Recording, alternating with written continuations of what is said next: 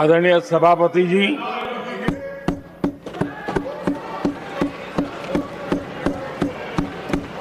राष्ट्रपति जी के अभिभाषण पर आभार व्यक्त करने के लिए This is not correct. Please take your seat. This is not correct. Please take your seat. No. Please take your seat. आप बैठिए प्लीज. आप बैठिए please. Prime minister is on his legs. Please आप बैठिए. प्लीज आप बैठिए.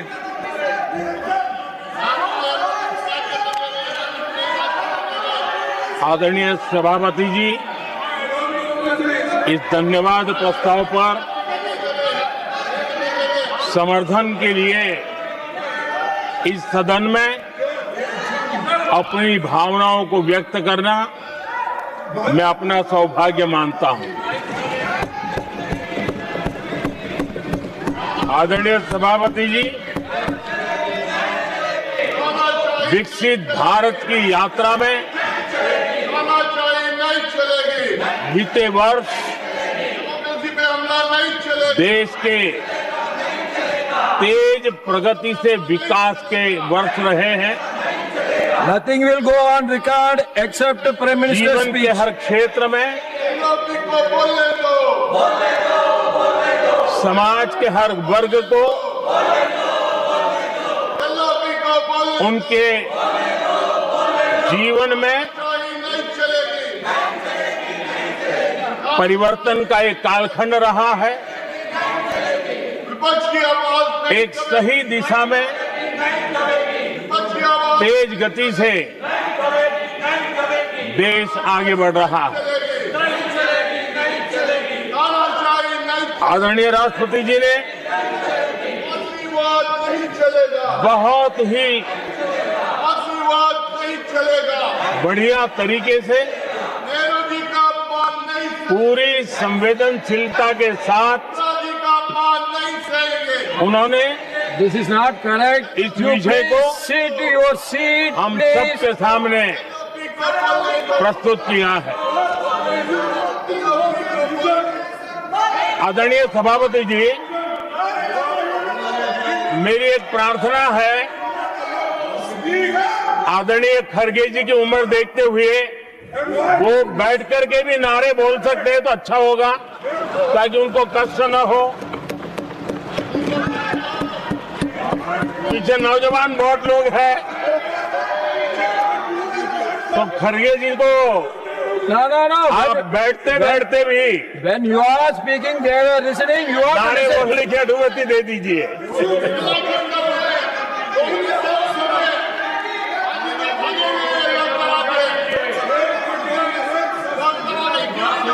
आदरणीय सभापति जी, राष्ट्रपति जी ने इस देश के मध्यम वर्ग, इस देश के निम्न मध्यम वर्ग, इस देश के गरीब, इस देश के गांव, इस देश के किसान, महिलाएं,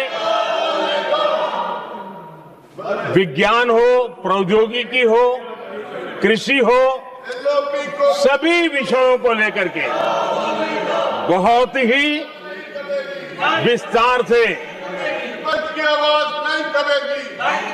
भारत के प्रगति का एक स्वर संसद में गूंजा है।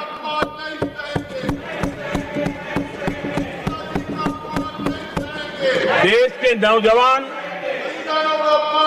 भारत के सामर्थ्य को कैसे आगे बढ़ा रहे हैं, इसकी भी विस्तार से चर्चा की है। हर वर्ग के सामर्थ्य को उन्होंने शब्दांकित किया है। और इतना ही नहीं, आदरणीय राष्ट्रपति जी ने भारत के उज्जवल भविष्य के प्रति एक विश्वास व्यक्त किया है। ये अपने आप में हम सबके लिए प्रेरक है। आदरणीय सभापति जी, 21वीं सदी का प्रथम क्वार्टर पूरा हो चुका है। लेकिन ये दूसरा क्वार्टर जैसे पिछली शताब्दी में भारत की आजादी के जंग में दूसरा क्वार्टर बहुत ही निर्णायक बना था। मैं साफ साफ देख रहा हूं कि विकसित भारत के निर्माण की दिशा में ये दूसरा क्वार्टर भी उतना ही सामर्थ्यवान होने वाला है, उतना ही तेज गति से आगे बढ़ने वाला है। और इसलिए आदरणीय सभापति जी, राष्ट्र का हर व्यक्ति ये महसूस कर रहा है कि एक अहम पड़ाव पर हम पहुंच चुके हैं। अब न हमें रुकना है, न हमें पीछे मुड़ करके देखना है। I will not go ahead to what you are doing. आगे ही आगे देखना है। Please बैठिए। I am not going to let you से चलना है। now. You please बैठिए। और लक्ष्य को प्राप्त करके ही हमें सांस लेनी है, उस दिशा में हम आगे बढ़ रहे हैं। Nothing should go on without except to the Prime Minister's speech.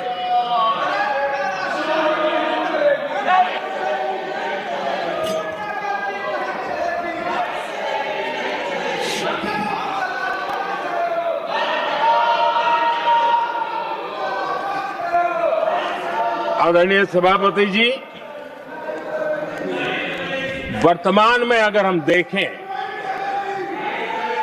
तो भारत के भाग्य के अनेक सुयोग एक साथ हमें नसीब हुए। ये अपने आप में बहुत ही उत्तम संयोग है, ऐसा मैं मानता हूं। सबसे बड़ी बात है, विश्व के समृद्ध से समृद्ध देश भी बुजुर्ग होते जा रहे हैं। वहां की आबादी उम्र के उस पड़ाव पर पहुंची है हम जिन्हें बुजुर्ग के रूप में जानते हैं। हमारा देश ऐसा है जो विकास की नई ऊंचाइयां छू रहा है। उसी समय दिनों दिन हमारा देश युवा होता जा रहा है, युवा आबादी वाला देश है। ये अपने आप में एक बहुत अच्छा सुयोग है। आदरणीय सभापति जी, दूसरी तरफ मैं देख रहा हूं जिस प्रकार से विश्व का भारत के प्रति आकर्षण बढ़ा है, और उसमें भी विश्व भारत की टैलेंट का महात्म्य समझ रहा है। हमारे पास आज दुनिया का बहुत ही महत्वपूर्ण टैलेंट पूल है, युवा टैलेंट पूल है, जिसके पास सपने भी हैं, संकल्प भी है, सामर्थ्य भी है। और इसलिए ये दूसरा सुयोग, शक्ति का आशीर्वाद हमारे साथ है। आदरणीय सभापति जी, भारत आज विश्व में जो चुनौतियां पैदा हो रही हैं, उन चुनौतियों का समाधान देने वाला एक देश आशा की किरण बना हुआ है, और हम समाधान दे रहे हैं। वैसा ही एक महत्वपूर्ण सुयोग है कि आज मेजर इकोनॉमी में भारत का ग्रोथ बहुत हाई है, और हाई ग्रोथ और लो इन्फ्लेशन ये बहुत ही यूनिक संयोग है, और ये हमारी अर्थव्यवस्था की मजबूती को प्रदर्शित करता है। आदरणीय सभापति जी, हम जिस गति से आगे बढ़ रहे हैं, जब हमें देश की जनता ने सेवा करने का मौका दिया तब फ्रेजाइल 5 के रूप में ये देश जाना जाता था। जब हमें अवसर मिला तब देश आजाद हुआ तब हम दुनिया में 6 नंबर की इकोनॉमी थे, लेकिन इन लोगों ने ऐसा एक हाल करके रखा कि 11 पे पहुंचा दिया। आज हम 3 पर जाने की दिशा में तेज गति से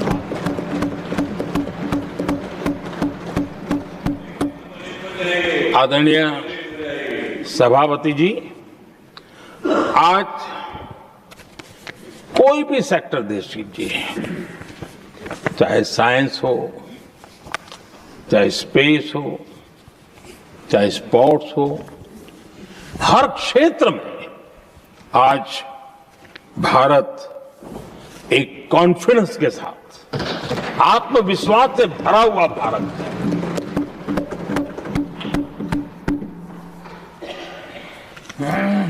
कोविड के बाद विश्व में जो स्थितियां पैदा हुई और ऐसी नई नई चीजें जुड़ती गई, आज दुनिया संभल नहीं पा रही है। ऐसे में साफ साफ नजर आ रहा है कि दुनिया एक नए ग्लोबल ऑर्डर की तरफ, नए वर्ल्ड ऑर्डर की तरफ आगे बढ़ रहा है। सेकेंड वर्ल्ड वॉर के बाद एक वर्ल्ड ऑर्डर बना था, अब एक नए वर्ल्ड ऑर्डर की तरफ विश्व बहुत तेजी से आगे बढ़ रहा है। और सबसे बड़ी खुशी की बात है, सारी घटनाओं का और राजनीतिक तरीके से निष्पक्ष भाव से विश्लेषण करेंगे तो झुकाव भारत की तरफ है।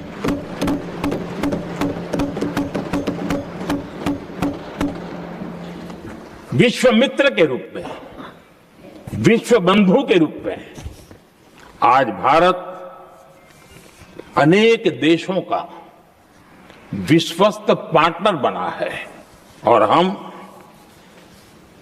कंधे से कंधा मिला करके विश्व कल्याण की दिशा में भी अपनी उचित भूमिका निभा रहे हैं, अपने सामर्थ्य से सहाय भी कर रहे हैं। आदरणीय सभापति जी, आज पूरा विश्व ग्लोबल साउथ की चर्चा करता है, लेकिन उस चर्चा के सूत्रधार के रूप में आज भारत वैश्विक मंचों पर ग्लोबल साउथ की बुलंद आवाज बन गया है।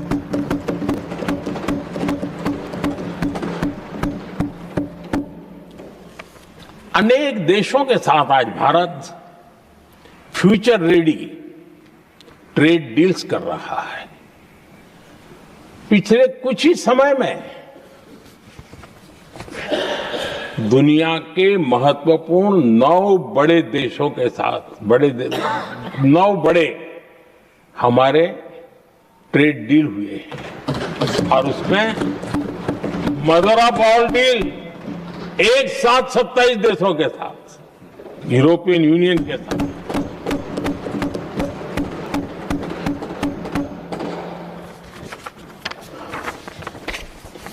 जो लोग थक गए,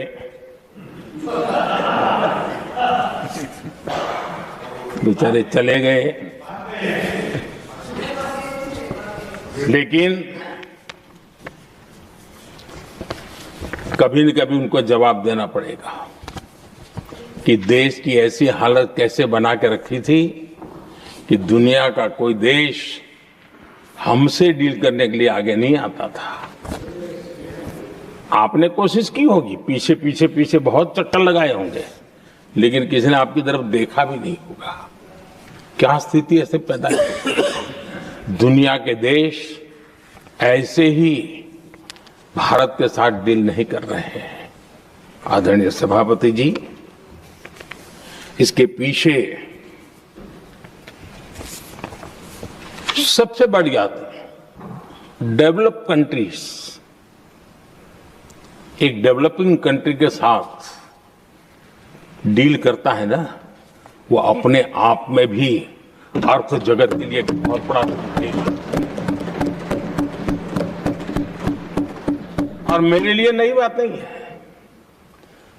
जब मुझे गुजरात में सेवा करने का अवसर मिला था तो मैं एक वाइब्रेंट गुजरात समिट करता था और मेरे लिए गर्व की बात थी कि एक स्टेट हिंदू